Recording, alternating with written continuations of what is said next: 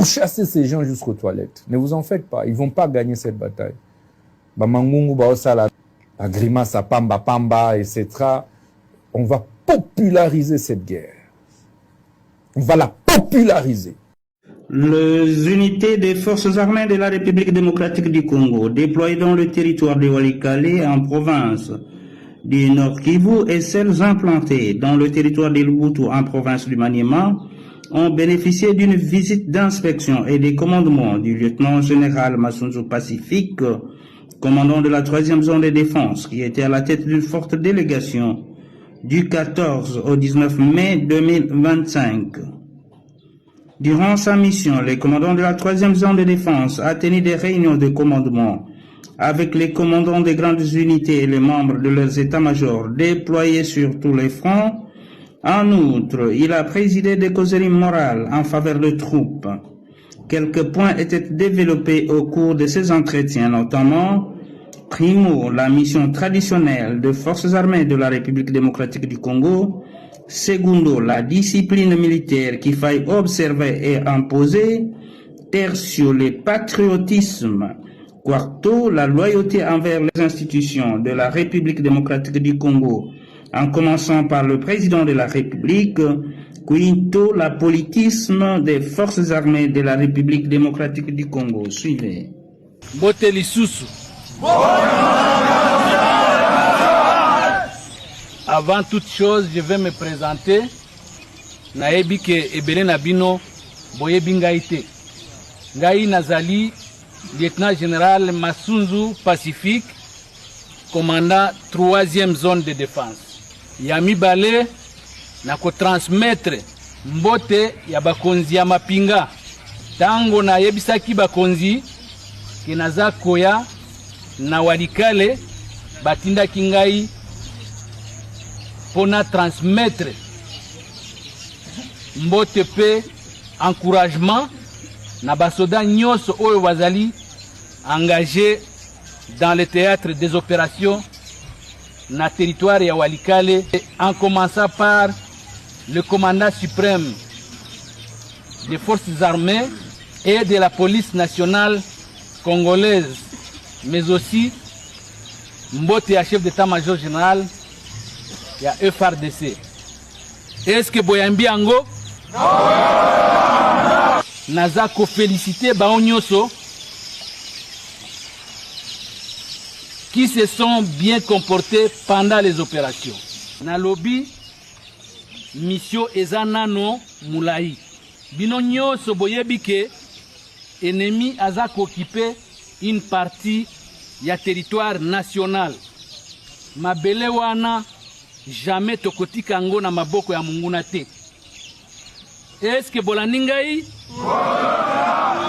Ezali ba étranger te bao bakoya ko libérer mabele na biso te.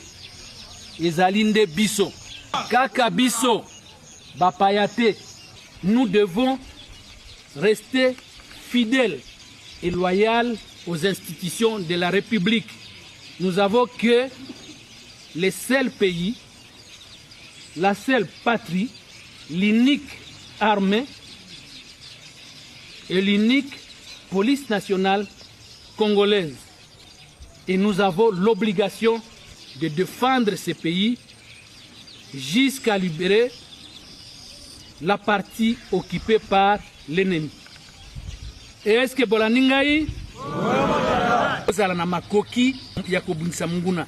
Donc vous devez être prêt, éviter la distraction, éviter kolangwa, éviter la distraction yandenge na ndenge. Vous devez être prêt à combattre, prêt à répondre à toute tentative d'attaque. Peyambala oyo, ce n'est pas de répondre et que vous restez dans les défensives. Il vous attaque, vous répondez, pe bolandie. Tina ndenge tokolungulaye na nini na mabele na biso. Nakomi boye pona tata o naza na e bayer na ngai. Abanda o déranger nga banda kala asenga nga ka nzoto alala nga apesa nga 10 mois na futaka te. Abandi koforce nga pe nayebisake kati ka makambo oyo ekomema o musika, tika makambo ekomema o musika. Tenga aza mobile te nazala na bana nga. Akei adiabolize bakamaradi ne nyonso, ayebisi bango ke ndumba moko akoti pa na nga. Soko ye na 20 000 okobima na ye okolala ye.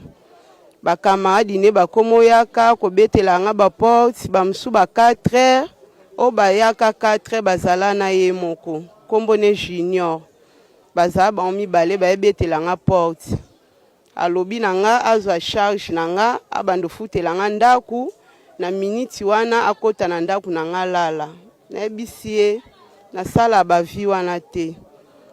Bakamaradi ne nyonso na beau-frère na ye aute ko libere ye komanda Lima amona nga mwasa ndumba ye pa ya kokotsa dossier ndenge ya panzaki sango na nga ya réputation na nga ike nga ndumba na koti pa na ye. Lima yaki apesa nga mbongo na lamba toke futa chambre tokende lia biloko mais mutu moko te o alongaki nga tina pesi mbongo na nga akebongisela nga ndaku na nga pa na biso a changer d'étole pona mona ki dérangement leka ki na bima na kende na nga. Abandi o compliqué nga abeti nga likofi a place bomone sali noira beti nga likofi mbala moko mwasi na yazui nzeta beti nga na loboko ye moko mobala bambi nga chevo awa anda bete nga likofi tito sala bongo ezaki 7 heures du matin. Bitumba bande bandaki quartier mobimba balingi maboko nazala mwana nga ya mukie aoyemba nzembo oyo quartier yembaki babi bango bakabolaka te maboko ekatana tilokwa baza na relation na bango na mbolo nde ye atindi mwasi na ye ke mbolo eza susi ati kendo zwa la police mbolo baya nde bayaki bazwi messier bakenda ye na susi ati mbolo kokende bakenda na ye nga azalaki alagoni n'hôpital bapesi ye diamba na ye azomela bavandisi ye libanda azoyemba ne azalaki très à l'aise.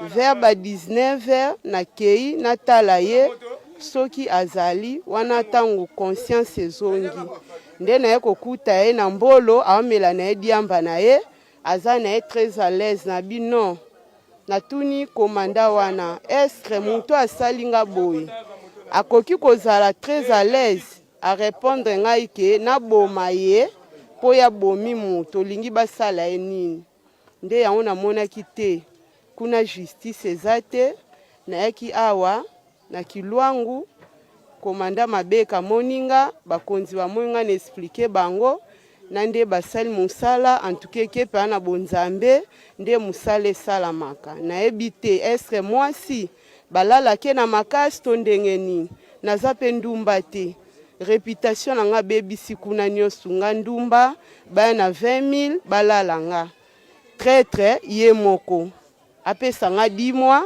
na futaka te nga naza na nga ndumba te moyen nasala ngo eza te.